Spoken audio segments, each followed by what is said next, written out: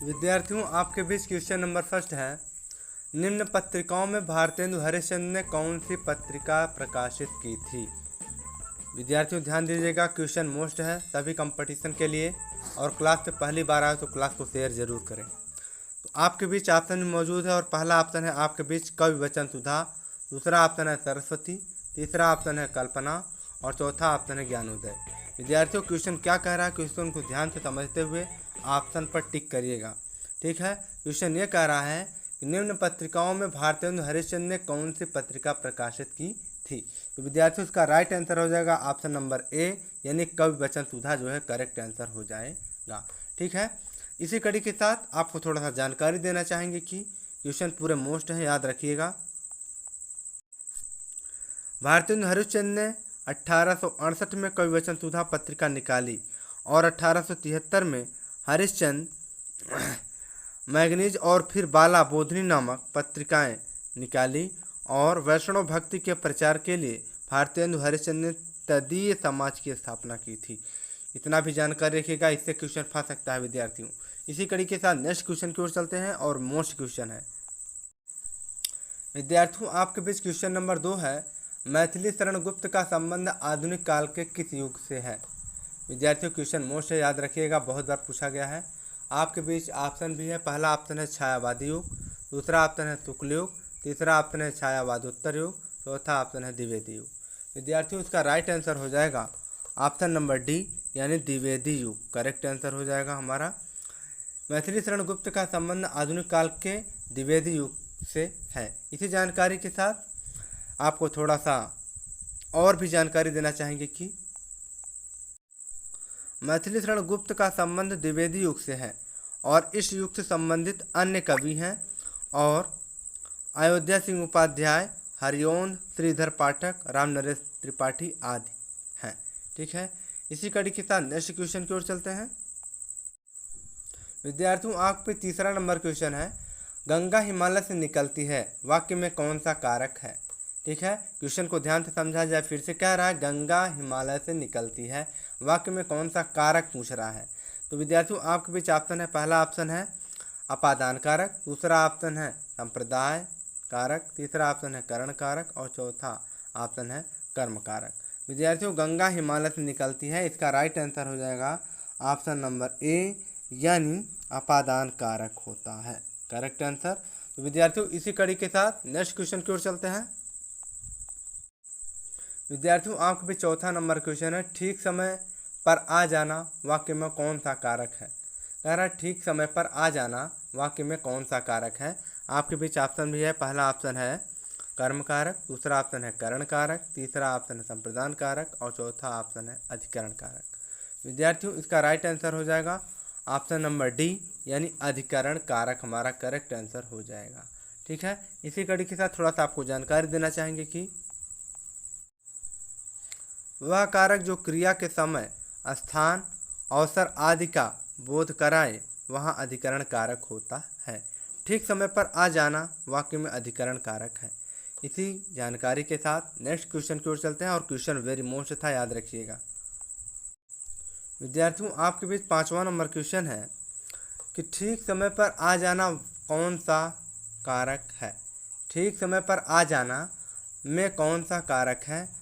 आपके बीच ऑप्शन है कर्ता कारक, दूसरा कर्म कारक, तीसरा ऑप्शन है संबंध कारक, और चौथा अधिकरण कारक। विद्यार्थियों, ठीक समय पर आ जाना कौन सा कारक है? इसका राइट आंसर है ऑप्शन नंबर सी, यानी संबंध कारक हो जाएगा। ठीक है, तो इसी कड़ी के साथ थोड़ा सा आपको जानकारी देना चाहेंगे कि राम की गाय चरती है वाक्य में संबंध कारक है। इसका चिन्ह का, की, के, रा, री, रे। कारक एवं विभक्ति चिन्ह इस प्रकार है। कर्ता ने कर्म को करण से द्वारा, संप्रदान का के लिए, अपादान से अलग होने के अर्थ में, संबंध के लिए का, की, के, रा, री, रे, और अधिकरण में पर, भीतर, और संबोधन हे, ओ, अरे, और विकल्प। इसका मतलब हमारा सी सही है, अर्थात संबंध कारक है करेक्ट आंसर हो जाएगा। तो विद्यार्थियों, इसी कड़ी के साथ नेक्स्ट क्वेश्चन की ओर चलते हैं, तभी क्वेश्चन मोस्ट हैं। विद्यार्थियों आपके बीच क्वेश्चन नंबर 6 है, निम्न में से किस शब्द में उर्दू उपसर्ग है। आपके बीच ऑप्शन में मौजूद है और पहला ऑप्शन है अनुज, दूसरा ऑप्शन है अभ्यागत, तीसरा ऑप्शन है अपवित्र, चौथा ऑप्शन है बदनाम। विद्यार्थियों क्वेश्चन कह रहा है निम्न में से किस शब्द में उर्दू उपसर्ग है। इसका राइट आंसर हो जाएगा ऑप्शन नंबर डी यानी बदनाम, करेक्ट आंसर हो जाएगा। तो विद्यार्थियों इसी कड़ी के साथ नेक्स्ट क्वेश्चन की ओर चलते हैं। विद्यार्थियों आपके बीच 7वां नंबर क्वेश्चन है, सम उपसर्ग में निष्पन्न शब्द कौन सा है। आपके बीच ऑप्शन भी है, पहला ऑप्शन है सामना, दूसरा ऑप्शन है स्वयं, तीसरा ऑप्शन है संस्कार, चौथा ऑप्शन है समझौता। कह रहा सम उपसर्ग में निष्पन्न शब्द कौन सा है।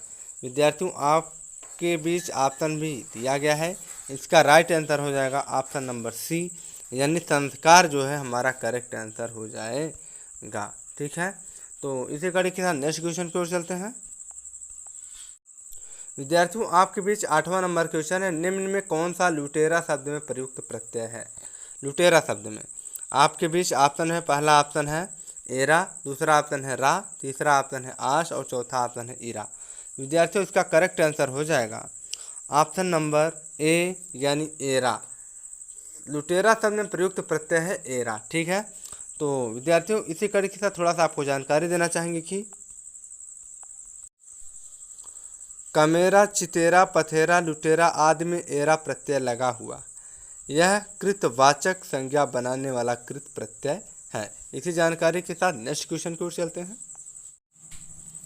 विद्यार्थियों आपके बीच क्वेश्चन नंबर 9 है कि दिए गए वाक्य में रिक्त स्थान पूर्ति उचित शब्द द्वारा कीजिए। विद्यार्थियों आपके बीच ऑप्शन है, पहला ऑप्शन है क्वेश्चन ये कह रहा है हैजा एक ... रोग है, तो आपके बीच पहला ऑप्शन है कि आक्रामक, दूसरा ऑप्शन है अभिक्रामक, तीसरा ऑप्शन है संक्रामक और चौथा ऑप्शन है अतिक्रामक। विद्यार्थियों इसका राइट आंसर हो जाएगा ऑप्शन नंबर सी यानी संक्रामक, करेक्ट आंसर हो जाएगा। विद्यार्थियों इसी कड़ी के साथ नेक्स्ट क्वेश्चन की ओर चलते हैं। आपके बीच क्वेश्चन नंबर 10 है। विद्यार्थियों त्रुटि का चयन करें। तुम इस समय ए यानी मुझसे बेजफूर बी और बातें नहीं करनी चाहिए सी और कोई त्रुटि नहीं डी। विद्यार्थियों इसका करेक्ट आंसर क्या हो जाएगा। आपके बीच ऑप्शन है, पहला ऑप्शन है ए, दूसरा ऑप्शन है बी, तीसरा ऑप्शन है सी और चौथा ऑप्शन है डी। यानी त्रुटि का चयन करना है। इसका कह रहा है त्रुटि का चयन करें, इसका राइट आंसर हो जाएगा ऑप्शन नंबर ए यानी तुम इस समय, यही जो है गलत है, बाकी में करेक्ट आंसर है। ठीक है, इसमें हमारा राइट आंसर ए हो जाएगा। तो विद्यार्थियों उम्मीद करते हैं कि आपको ये वीडियो पसंद आई होगी और क्लास अच्छी लगी तो शेयर करिएगा और अच्छी लगी तो लाइक करिएगा, सभी विद्यार्थियों के प्रति शेयर करिएगा और अंत में सब्सक्राइब करें। Thanks for watching.